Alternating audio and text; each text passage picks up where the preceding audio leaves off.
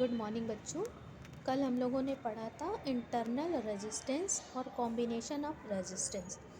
और combination of resistance में एक चीज़ हमने और क्या पढ़ी थी, सीरीज़ में कैसे सीरीज़ कॉम्बिनेशन में कैसे प्रतिरोधों को जोड़ा जाता है, ये समझा था। तो इसमें हम लोगों ने क्या किया था कि जो हमारे प्रतिरोध थे, जैसे 3 प्रतिरोधों को हमने लिया था ABC। ये हमारे 3 प्रतिरोध थे A, B और C। तो इनमें हमने क्या किया था कि ये पहला वाला जो A प्रतिरोध है, इसका अंतिम सिरा दूसरे वाले के पहले सिरे से, और दूसरे वाले का अंतिम सिरा तीसरे वाले के पहले सिरे से जोड़ देते हैं।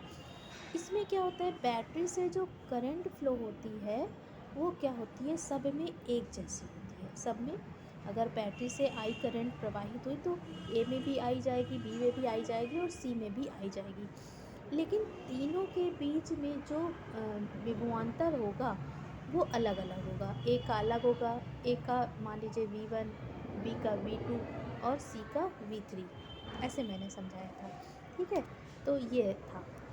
इसका एक हम लोगों ने उदाहरण लिया है कि अगर 3 प्रतिरोध हैं जो कि श्रेणी क्रम में जुड़े हैं। कौन कौन से, यदि हम 3 प्रतिरोधों को, जिनके के प्रतिरोध हैं 2 ओम, 3 ओम और 5 ओम, तीनों प्रतिरोधों को श्रेणी क्रम में जोड़ें तो उनका तुल्य प्रतिरोध क्या होगा। तो हमने बताया था कि तुल्य प्रतिरोध अगर श्रेणी क्रम में जुड़े हुए हैं, अगर प्रतिरोध हमारे 3 प्रतिरोध श्रेणी क्रम में जुड़े हैं तो उनका तुल्य प्रतिरोध मतलब टोटल प्रतिरोध क्या होगा, उनके योग के बराबर। जैसे ये हमारा ये तुल्य R क्या है, टोटल तुल्य प्रतिरोध कुल, और ये R1 और R2 प्लस R3, तीनों को हम क्या करेंगे, जोड़ देंगे। तो 3 और 5 को हमने जोड़ दिया तो तुल्य प्रतिरोध कितना आएगा, 10 ओम आएगा। ठीक है, अब हम क्या पढ़ेंगे, समांतर प्रतिरोध।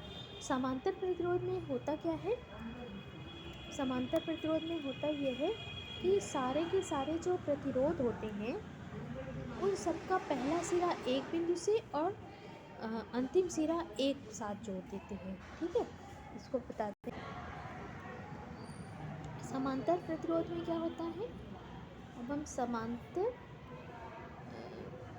समांतर क्रम में जो प्रतिरोधों को हम जोड़ेंगे उसमें क्या करते हैं। मान लीजिए ये हमारे पास 3 प्रतिरोध हैं,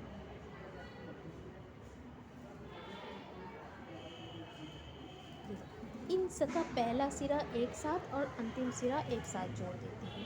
ठीक है, तो इसमें जो करंट फ्लो होगी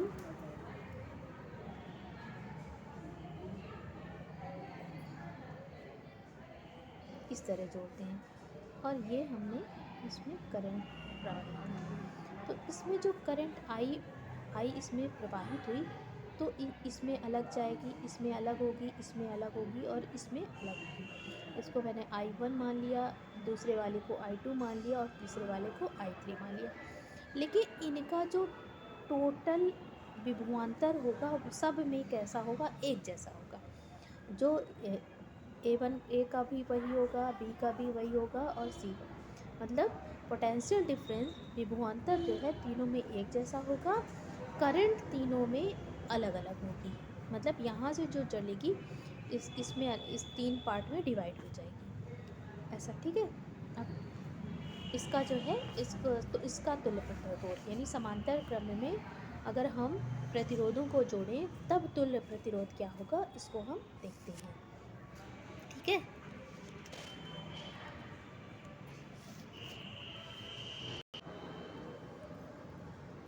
ये समांतर क्रम में तुल्य प्रतिरोध जोड़ा गया है। ये देखिए, ये 3 प्रतिरोध लिए गए हैं, R1, R2 और R3, और यहाँ से करंट फ्लो हो रही है I करंट फ्लो हो रही है जो 3 पार्ट में डिवाइड हो गई, I1, I2 एंड I3, और जो तीनों का तुल्य प्रतिरोध होगा 1 होगा। ठीक है, एक पर धारा 3 भागों में बढ़ जाती है, माना यहाँ से देखते हैं,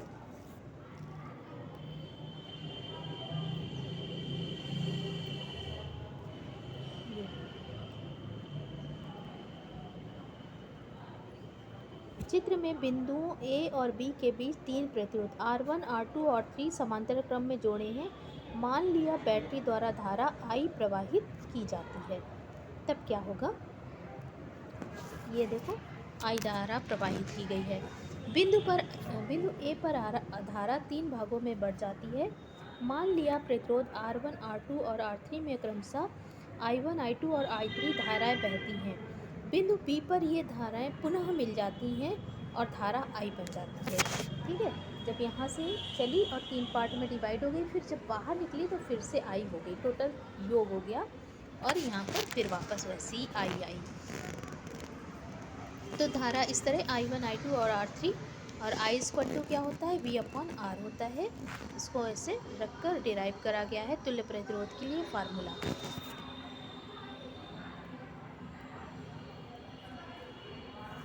इसको हम करके तुम लोगों को दिखा देते हैं।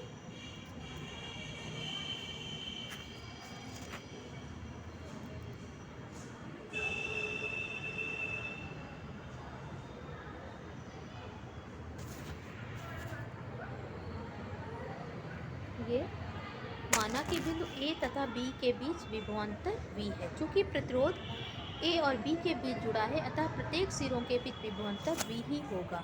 अतः ओम के नियम के अनुसार I1 equal to V/R1, I2 equal to V/R2 और I3 इक्वल टू V/R3। फिर तीनों का योग करके और तुल्य प्रतिरोध, मतलब क्योंकि जब बाहर निकली तो धारा फिर से I हो गई, total I equal to V/R ये डिराइव किया है। इसे एक बार हम करके आपको बता देते हैं कैसे होगा।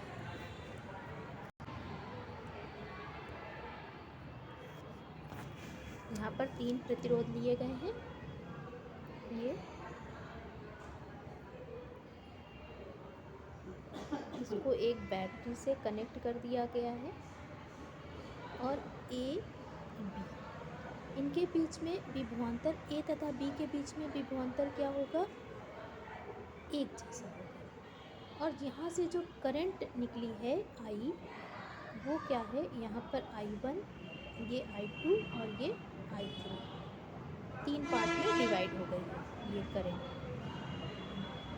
फिर क्या है, हमको क्या निकालना है, हमको निकालना है तुल्य प्रतिरोध। तुल्य प्रतिरोध मतलब तीनों का जो, इन तीनों, ये जो 3 प्रतिरोध लगाए गए हैं, इन तीनों की जगह हम उस प्रतिरोध को लगा दे तो परिपथ में कोई इफेक्ट ना पड़े। इसको निकालने के लिए ओम के नियम के अनुसार हम इसकी टोटल करंट निकाल लेंगे। पहले टोटल करंट क्या होती है, I इक्वल टू, क्योंकि धारा हमारी 3 पार्ट में डिवाइड हुई है, I1 plus I2 plus I3, 3 part में डिवाइड हो गई है। और ओम के नियम के अनुसार, ओम के नियम से I इक्वल टू क्या होता है, V/R। टोटल प्रतिरोध, तुल्य प्रतिरोध R है, और टोटल हमारा जो हर एक रेजिस्टेंस पर क्या है, पोटेंशियल डिफरेंस V है। और हमने माना है V/, तो क्योंकि टोटल पोटेंशियल डिफरेंस सबके पास एक जैसा है, तो V/R1, V/R2 प्लस V/R3, ये हो गया। अब क्या करेंगे हम, V इधर से तीनों के कॉमन है, तो ये तीनों जगह से क्या हो जाएगा, कैंसिल हो जाएगा। तो हमारे पास क्या बचेगा, इसका तुल्य प्रतिरोध क्या आएगा, 1/, तुल्य प्रतिरोध क्या आएगा, इस तरह भी हम लिख सकते हैं, V/R equal to V/R2, V/R1 plus V/R2 plus V/R3। तो V/R, यहाँ से हमने V को कॉमन ले लिया, तो अंदर क्या बचा, 1/R1 plus 1/R2 plus 1/R3, ये बचा। तो V हमारे दोनों तरफ से कैंसिल हो गए, तो क्या बचा, 1/R इक्वल टू क्या हो गया, 1/R1 plus 1/R2 plus 1/R3। यदि समांतर क्रम में जुड़े हुए हैं, हमारे प्रतिरोध समांतर क्रम में जुड़े हैं, तो समांतर क्रम में जुड़े होने पर हमारे पास जो तुल्य प्रतिरोध निकालने के लिए फार्मूला आएगा, वो क्या होगा, 1/R equal to 1/R1 plus 1/R2 plus 1/R3। इस फार्मूले से हम तुल्य प्रतिरोध निकालेंगे। कब? जबकि हमारे जो भी प्रतिरोध हैं समांतर क्रम में जुड़े हुए हैं। ठीक है, यहीं पर हम एक बात और आपको बता देते हैं कि हमारे घरों में जब करंट फ्लो होती है, बहती है, तो वहाँ पर जो भी हमारा प्रतिरोधों का संयोजन होता है, मतलब जो भी हमारे बल्ब, पंखे वगैरह जो भी लगाए जाते हैं वो समांतर क्रम में लगाए जाते हैं, श्रेणी क्रम में नहीं लगाया जाता। क्यों? श्रेणी क्रम में इसलिए नहीं लगाया जाता कि मान लीजिए ये हमारा पंखा है, ये ट्यूबलाइट है, ये हमारे घर की और कोई डिवाइस है, अगर हम इसको क्या करेंगे, श्रेणी क्रम में लगाएंगे, तो मान लीजिए हमारे यहाँ से कुछ ब्रेकअप हो गया, तो करंट क्या होगी? आगे फ्लो नहीं होगी, आगे फ्लो नहीं होगी। इसीलिए हमारे घरों में जब हमारे घरों में वायरिंग होती है तो वो किस क्रम में लगाई जाती है? समांतर क्रम में। समांतर क्रम में लगाने पे मान लीजिए किसी कारण से ये कट ऑफ हो गया, ठीक है, तो यहाँ करंट नहीं फ्लो होगी, बाकी इसमें फ्लो तो होगी ना, इसीलिए समांतर क्रम में वायरिंग करी जाती है। ठीक है, अब हम इसके क्या करेंगे? कुछ न्यूमेरिकल्स वगैरह देखेंगे।